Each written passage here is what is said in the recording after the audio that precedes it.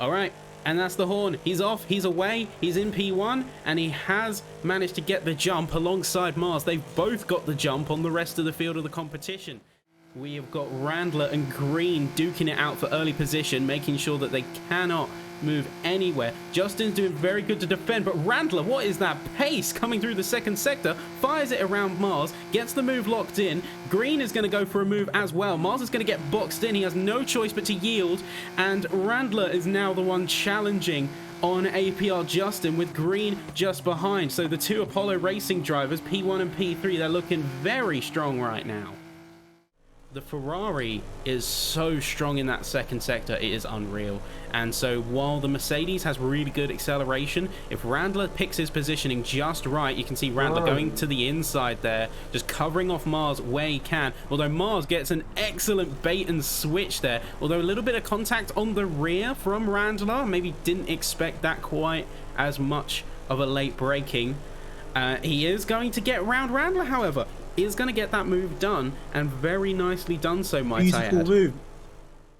Well, we might see push come to shove anytime soon now, as these three are getting dangerously close together. It's at lap 8, so lap 7 out of 39 technically, and you've got Green starting to make a bit of a charge. Now the Ferrari, extremely dominant in the second sector. High speed grip is this Ferrari's thing. Keeping that stability is a must, but with the slipstream, Green is getting very close. He's aiming it down the inside. He's going to just about get alongside that Ferrari, but he is going to yield and dip back just that little bit.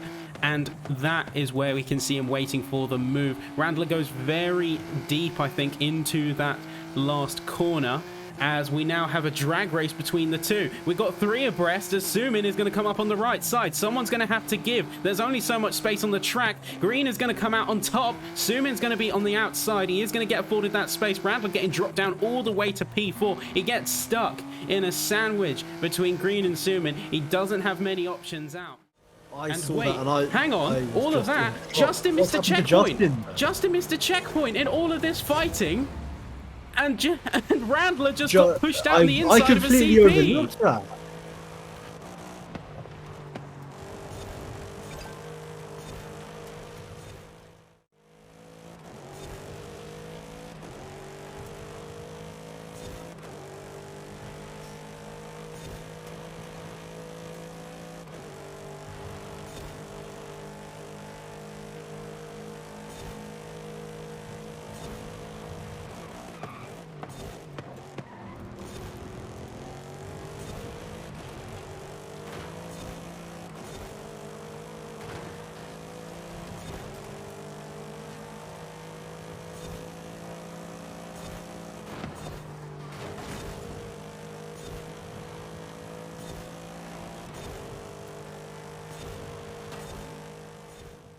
And he just needs to try and keep his head down as best he can, but saying that, he's left the inside open. I think Sumin's going to go for it. No, he doesn't go full commit, but as a result, Green gets fired out of the racing line, and then Sumin is going to go for the push on the inside now that they got that suboptimal exit. So Sumin now is going to take that P2 spot, but can they keep it?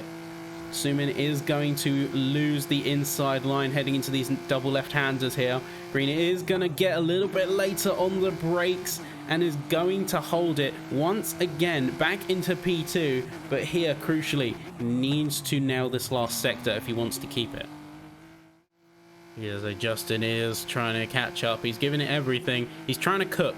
So let's see what he is cooking. Back up at the front end, we go to a familiar pair of faces. That's going to be Green and Sumin, as Green gets a little bit antsy on the brakes there. He doesn't really commit fully to the corner, and this is going to put Sumin once again side by side with his opponent in the Aston Martin. They're both bravely going to be committing. Big fence hit from the both of them, so they're both going to get a little bit of a speed penalty heading into this second sector. Across the bridge now, this is where Green really could flex his advantage, but problematically, he's behind the Merc. He cannot get that lead out on him if he's stuck behind, and there's not really an opportunity to get the car round.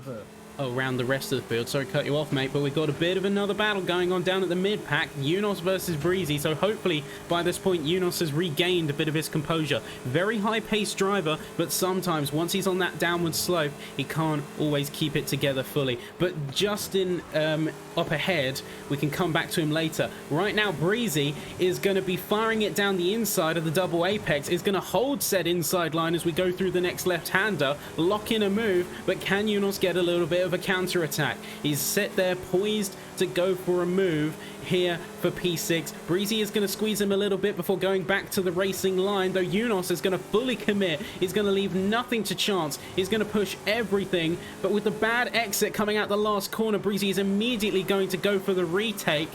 Combo that with Randler now joining the pack, and we have a three-way battle for P5 that's about to fully kick off. So Unos needs to kick it in a high gear. He needs to do it now.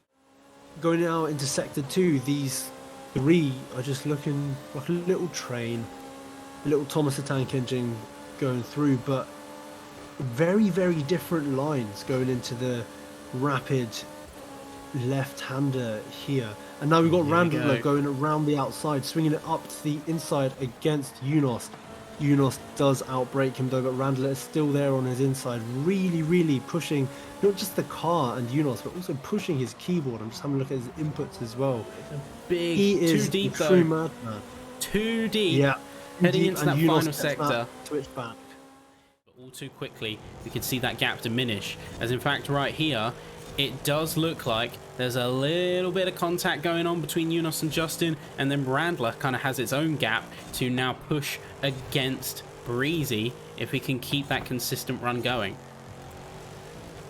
If I'm honest, Unos here, I'm just looking at Justin's on board to properly see Unos's lines and also the battle going on here.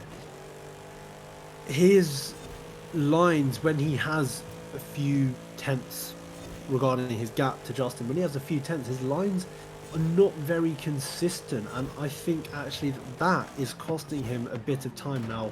I don't know whether it's composure, I don't know whether he's struggling with the balance of the car, but now we see Unos getting overtaken. Justin shoots it right up the inside and gets a perfect entry going into sector 2 on the exit of turn 3.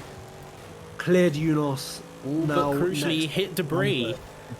He crucially hit a bit of debris there, which meant that Unos could immediately take the position back from Justin. He gets a perfect surge only to go and hit a piece of debris and let Unos take the P6 back again. So he's going to have to go once again for a move here. Yep. So again, like you were saying, on the back of Breezy, going on to lap 36 of 39. Interesting moves there. I kind of hoped that Randler would have made a bit of an aggressive move. I mean, I've seen contact this race, so surely they can't be that scared of, you know, driving into the side of one another. I mean, obviously within racing you always have to keep it respectful. That's something even I learned back when I was doing. But look at Randler go. Look at Randler go. He is going to get that push.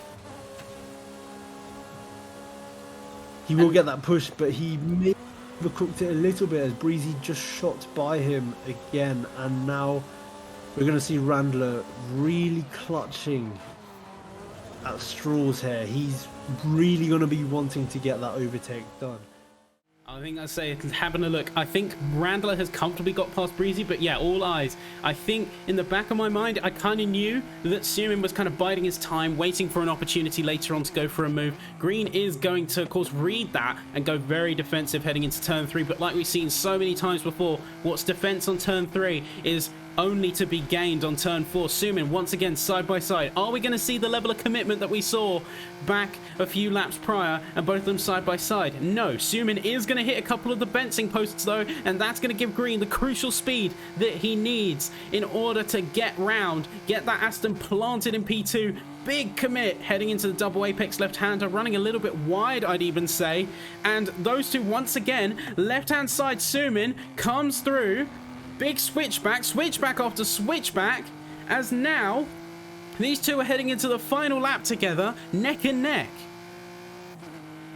Yep, I mean, one thing about Horizon 5 is the damage model in this game is such where even hitting something like a fence post can cost you a good 2-3 miles an hour or kilometers an hour, depending on obviously what unit you're using. But those extra few bits of speed are crucial in a battle like this. Race winner coming through to the final few corners, and that is in a completely quiet fashion. Mars is going to take the spot. But now, all eyes on green as they're going to be pushing. And it is going to be, in the end, it's going to be a big dash to the line. Sumin is going to take it. He's not going to get that push done. And that is going to be the final order.